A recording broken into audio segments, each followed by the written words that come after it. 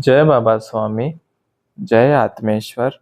हिमालय का समर्पण योग भाग 5 का आज 23वां दिवस है और हम हैं पृष्ठ क्रमांक 241 पर।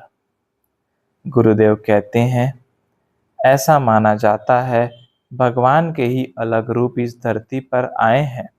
भगवान कभी मत्स्य अवतार, वराह अवतार, कच्छप, नरसिंह अवतार, वामन अवतार, राम अवतार, परशुराम अवतार, कृष्ण अवतार, बुद्ध अवतार में इस धरती पर आए हैं और उनका 10वां अवतार कल्कि भगवान के रूप में इस धरती पर आने वाला है। उस लड़की ने नृत्य में ही भगवान के इन सभी अवतारों का रूप प्रकट किया था, जो बहुत ही सुंदर था और उस लड़की के हाव भाव भी बड़े अच्छे थे। हमारी अपेक्षा के अनुरूप ही 5 जजों ने मिलकर उसी लड़की को प्रथम पुरस्कार घोषित किया। शाम अधिक हो गई थी तो आयोजकों ने हमें घर छोड़ने को जीप दी थी और बाद में हम सब घर पर आ गए। लेकिन घर आने पर भी बच्चे उसी नृत्य की ही बातें कर रहे थे। वे सभी को अच्छा लगा था। वह लड़की भारतीय नृत्य भी सीखी हुई थी, इसीलिए उसके नृत्य के स्टेप एकदम सटीक थे। वह एक बंगाली लड़की थी। बंगाली संस्कृति में गायन वादन और नृत्य को बड़ा महत्व दिया गया है। सामान्यतः प्रत्येक बंगाली बच्चे को इसका कुछ न कुछ ज्ञान होता ही है। मेरा बड़ा लड़का भी गायन सीखने एक बंगाली टीचर के पास जाता था। उसे भी वह नृत्य अच्छा लगा। जब मेरी लड़की एकदम छोटी थी तभी मेरी माँ की मृत्यु हो गई। मैं बचपन से ही मेरी माँ के अधिक करीब था।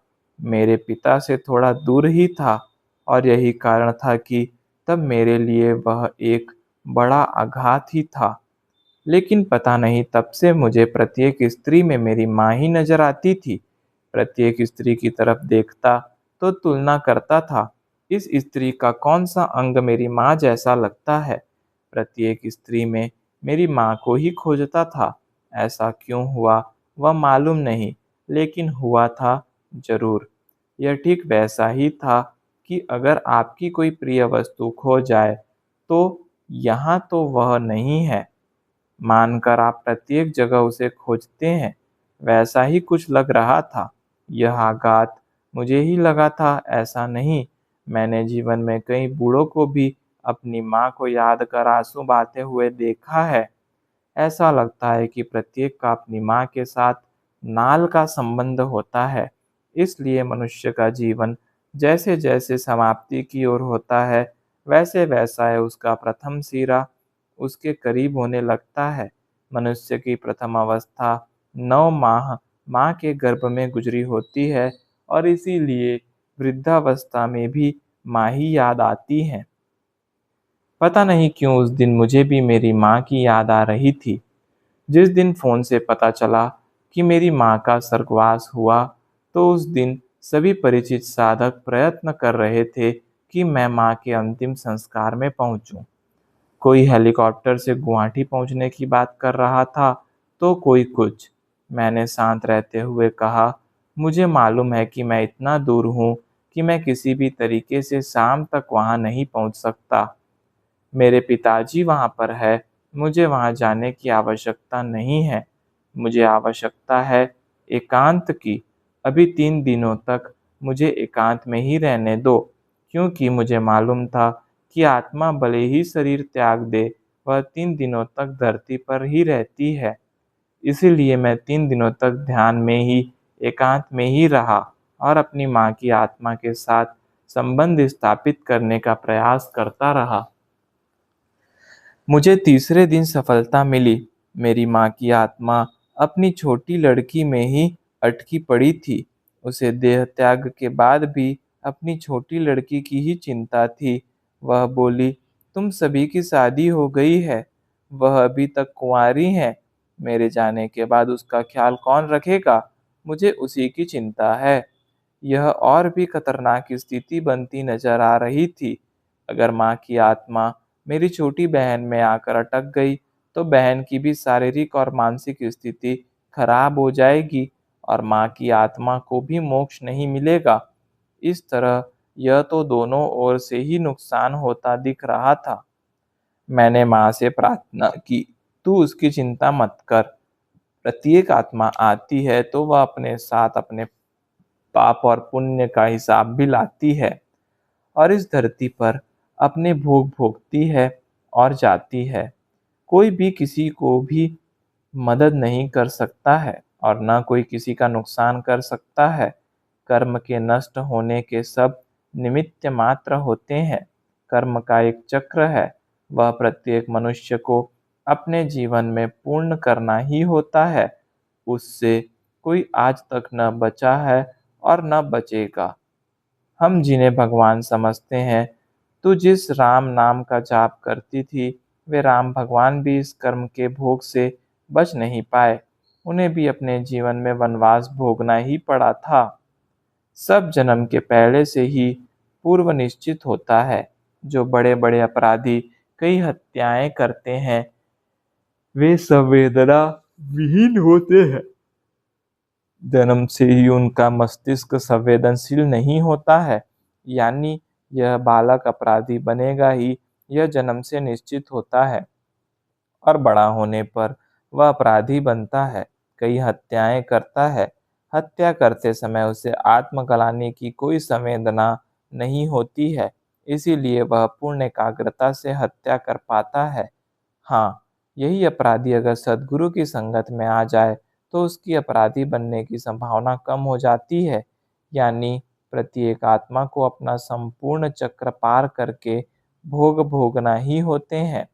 लेकिन उस भोगने के दौरान जीवन में कोई सद्गुरु मिल जाए तो सद्गुरु कोई एक आत्मा नहीं है। सद्गुरु पवित्र आत्माओं का सागर होते हैं, समुद्र होते हैं। उनकी संगत में मनुष्य के भोग कम होने की संभावना होती है। यानी मनुष्य को अपने भोग भोगना ही है, यह निश्चित है। लेकिन जीवन में सद्गुरु मिले यानी अच्छी संगत मिले तो ही भोग से मुक्ति संभव है।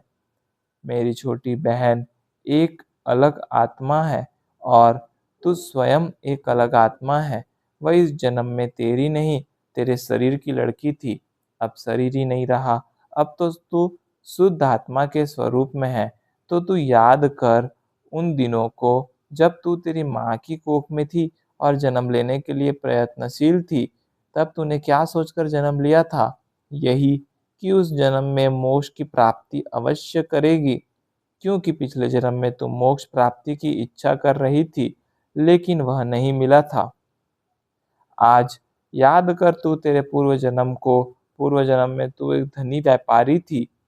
तूने उस जन्म में खूब दान पुण्य किया था, खूब गौ सेवा की थी, खूब धार्मिक कार्य किए थे और इसी कारण तेरी वृद्धावस्था में तू एक नए सद्गुरु तक पहुंच पाई है और उन सद्गुरु ने तुझे मोक्ष प्राप्ति का मार्ग भी बताया है और मोक्ष पाने का आशीर्वाद भी दिया था। लेकिन तुझे लग रहा था, काश ये सद्गुरु मेरे जीवन में बचपन में क्यों नहीं आए, क्योंकि मोक्ष प्राप्ति के लिए ध्यान साधना आवश्यक है। वह करने के लिए तेरे पास समय ही नहीं था। इतने अमीर व्यापारी होते हुए भी तू अपने आप को एक गरीब भिखारी मान रही थी और तूने उस दिन जाना था सबसे बड़ा अमीर वही व्यक्ति है जिसके पास जीवन में समय है, उम्र बाकी है। क्योंकि जीवन में सब कुछ खरीदा जा सकता है, लेकिन जीवन का जो एक एक क्षण महत्वपूर्ण है वह खरीदा नहीं जा सकता है। लेकिन इस बात का ज्ञान भी मुझे तभी हो पाया जब तेरा जीवन ही समाप्ति की ओर था। तुम्हारे सद्गुरु त्रिकाल ज्ञानी हैं, वे भी जानते थे कि इस जन्म में तुम्हें मोक्ष नहीं मिल सकता, क्योंकि मोक्ष ध्यान की एक उच्च अवस्था है जो मनुष्य को अपने जीवन में ही प्राप्त करना होती है और ध्यान की वह स्थिति प्राप्त करने के लिए ध्यान का अभ्यास आदि अति आवश्यक है और उस अभ्यास के लिए उम्र बाकी होना आवश्यक है। कम से कम 12 साल का समय इसमें लगता है। यह एक लंबी प्रक्रिया है और 12 साल का समय उस जन्म में तेरे पास नहीं था और तेरे सद्गुरु भी जान गए थे यह सत्य जानते हुए भी उन्होंने तुझे मार्गदर्शन किया, मोक्ष की स्थिति पाने की लालसा तेरे भीतर जगाई, और उनकी कृपा के कारण ही उस जन्म में मृत्यु के समय तुझे सही दिशा मिल पाई थी, और आत्मा को सही दिशा मिलने के कारण ही इस जन्म के समय तेरे मन में जो अतृप्त इच्छा बाकी रह गई, और उस अतृप्त इच्छा के कारण ही यह जन्म लिया है। उस जन्म में तेरी मृत्यु के 8 साल बाद तेरे सद्गुरु की मृत्यु हुई थी।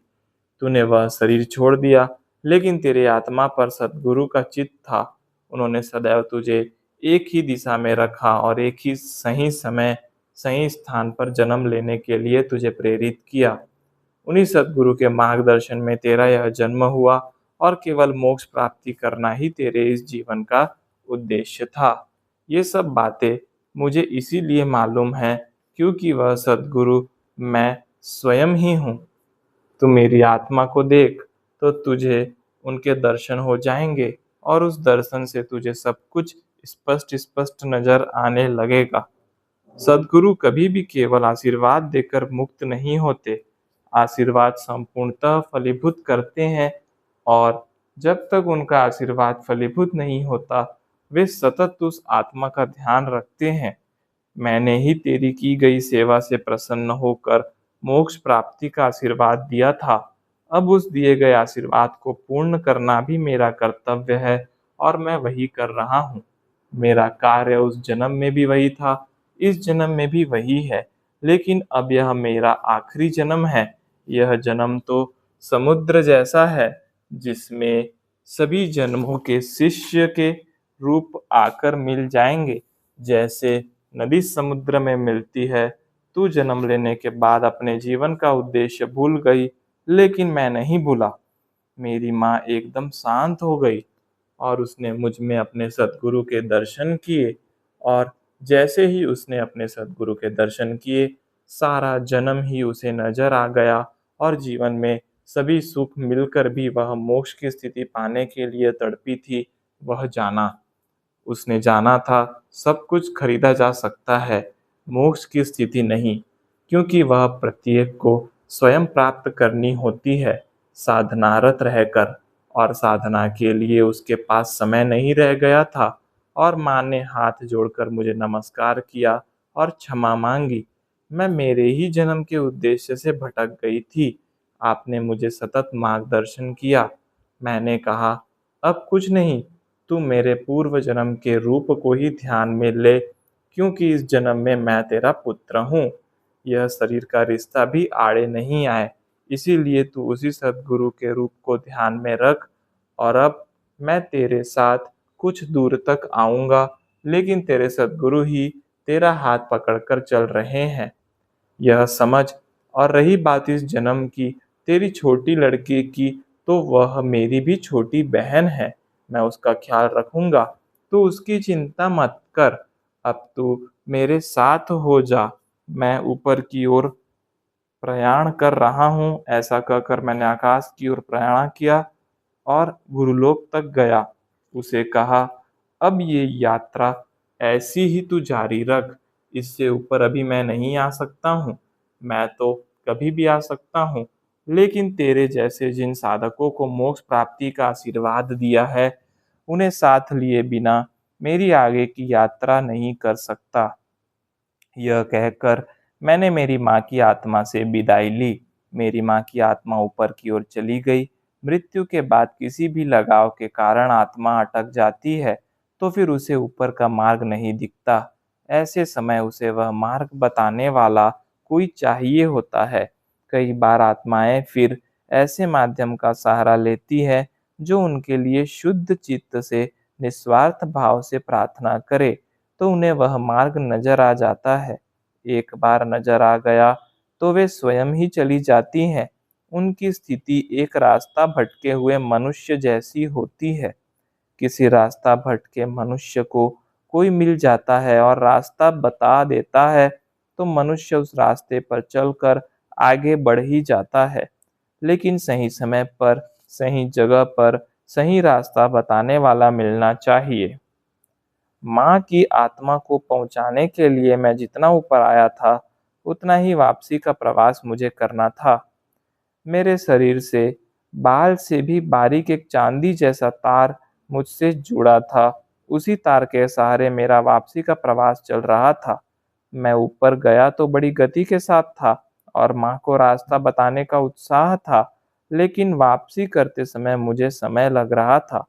उसी चांदी जैसे तार से ही दिशा निर्देश लेकर मैं नीचे की ओर जा रहा था। मैं धीरे-धीरे नीचे की ओर चला आ रहा था। जब वापिस आ रहा था, तो लगा कि काफ़ी ऊपर मैं आ गया था। अभी तक पृथ्वी भी नहीं दिख रही थी। मैं एक लंबी यात्रा पर चला जा रहा था। धीरे-धीरे सब नीचे का दिखने लग गया। मेरे घर में बैठा मेरा शरीर भी दिखने लग गया। फिर भी अभी प्रवास बाकी ही था और धीरे-धीरे मैं अपने शरीर में वापिस आ गया, लेकिन आँखें खोलने की भी इच्छा नहीं हो रही थी। बाहर फाटक के पास काफ़ी भीड़ जमा हो गई थी, क्योंकि अंदर आने को मैंने मना किया था। जब बाहर जाकर फाटक खोला, तब उन लोगों की जान में जान आई थी।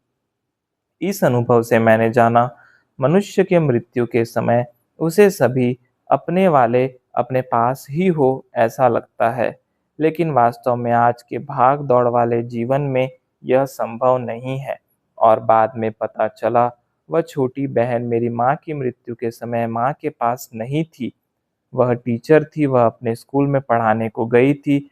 स्कूल काफ़ी दूर था। यह भी एक कारण था कि माँ की आत्मा उसके लिए अटक गई थी। माँ सामान्यतः अपने सभी बच्चों को मृत्यु के समय याद करती ही हैं, लेकिन सभी बच्चे मृत्यु के समय उसके पास हो, यह आवश्यक नहीं है। इस अनुभव से यह भी जाना कि सद्गुरु केवल आशीर्वाद देकर मुक्त नहीं होते हैं, उनकी ऊर्जा शक्ति आशीर्वाद देने के बाद उस आशीर्वाद के पूर्ण होने तक उस शिष्य के पीछे कार्यरत रहती ही है। सद्गुरु का बाहरी चोला कुछ भी हो, सद्गुरु का भीतरी स्वरूप एक ही होता है। सद्गुरु परमात्मा का एक स्वरूप है, जो समय-समय पर समय की आवश्यकता अनुसार रूप बदलते रहता है या बदलना ही आवश्यक हो जाती है। मानव शरीर तो ईश्वर के स्वरूप का केवल एक माध्यम है, वाहन है। पहले के ज़माने में लोग बैलगाड़ी का इस्तेमाल करते थे, लेकिन आज लोग प्रवास के लिए बैलगाड़ी का आज का रूप कार का इस्तेमाल करते हैं। बैलगाड़ी का क्यों नहीं करते? क्योंकि पहले के ज़माने में कार नहीं थी। बैलगाड़ी से कार अधिक सुरक्षित है, कार में गति है, वह ज़्यादा सुविधाजनक है, यानी वाहन में भी सुधार हो गया। तो सद्गुरु के रूप में ईश्वर का जो स्वरूप आज वर्तमान में होगा, वह वर्तमान के अनुसार ही आचरण करेगा। वर्तमान के समय ही वाहन का उपयोग करेगा, वर्तमान के समान ही कपड़े पहनेगा, यानी रूप वर्तमान की स्थिति के अनुसार ही होगा। यानी इस बाहरी रूप पर वर्तमान के वातावरण का, वर्तमान की स्थिति का प्रभाव होता ही है, क्योंकि ये माध्यम समाज में ही रहते हैं, वर्तमान समाज में ही जन्म लेते हैं। इसीलिए वर्तमान समाज की स्थिति के अनुसार ही रूप होगा। लेकिन वर्तमान समय के अनुसार रूप हो, तो भी उसके भीतर का स्वरूप वही होगा, क्योंकि वह ईश्वर का स्वरूप है। वह स्वरूप कभी भी नहीं बदलेगा, वह एक सा होगा, किसी स्थिति का, किसी वातावरण का उस पर प्रभाव नहीं होगा। जय बाबा स्वामी, जय आत्मेश्वर।